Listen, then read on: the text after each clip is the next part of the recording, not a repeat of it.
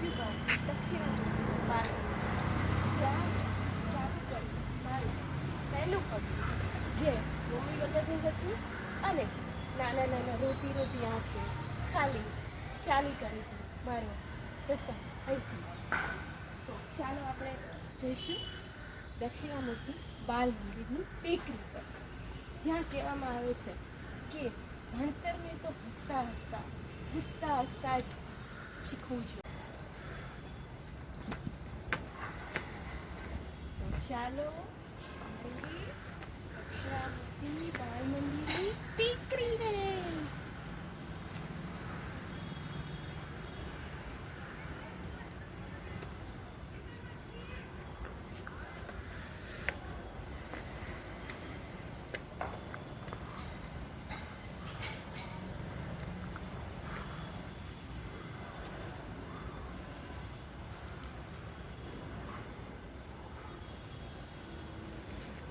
પણ મને એવું લાગે છે કે હું નાની થઈને અહીંયા જ બેસી છું અને બેઠા બેઠા મેં આખું મારું બાળપણ અહીંયા આદર્શ મારી આંખો સામે દેખાઈ રહ્યું છે.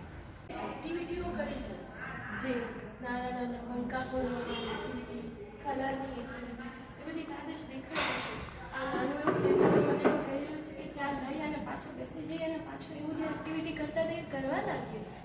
અને આ વસ્તુ અત્યારે ઘણા જગ્યાએ મોટા લોકોને બી ખ્યાલ નથી કે આવી રીતે કરવાથી એમાંથી લોટ બને છે અને સાથોસાથ તમારા શરીરની એક્સરસાઇઝ પણ થાય છે. પણ આ વસ્તુ આ બાલમાંથી નાના છોકરાઓને શીખવાડવામાં કે આવી રીતે કરવાથી આપણી ગુજરાતી ભાષા તો વિસરાઈ જતી હોય એવી દેખાય આ રીતે શીખવાનું. ખબરદાર કેમ છો? આ બધી વસ્તુ અને આ બધો લહેકો તો આપણી ગુજરાતી ભાષામાં જ જોવા મળે.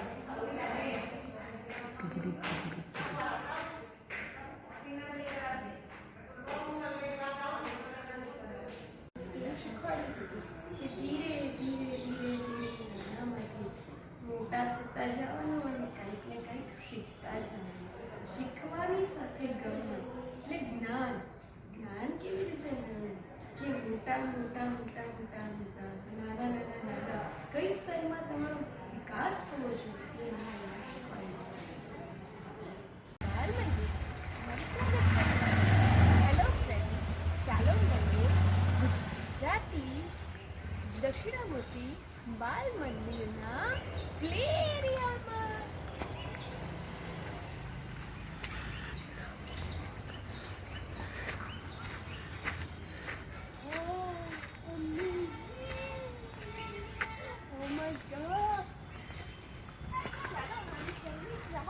હું તો જાઉં છું બીજું જવાનું અને શું મજા.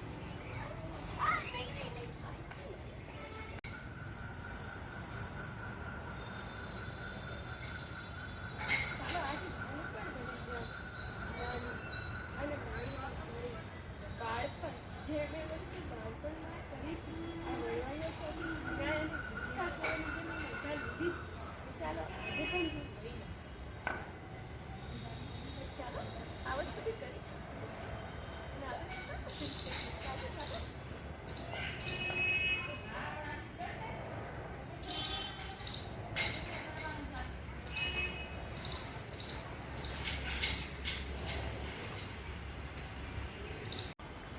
અને ક્યાંથી નીકળીએ?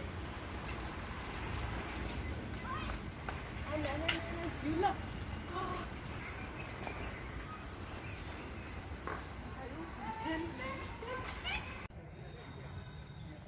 ચાલો આ બધા સાથે પણ માણી લઈએ એક વસ્તુ. નાના નાના બચ્ચાઓ અને રાઉન્ડ રાઉન્ડ ફરવાનું. ઓહો,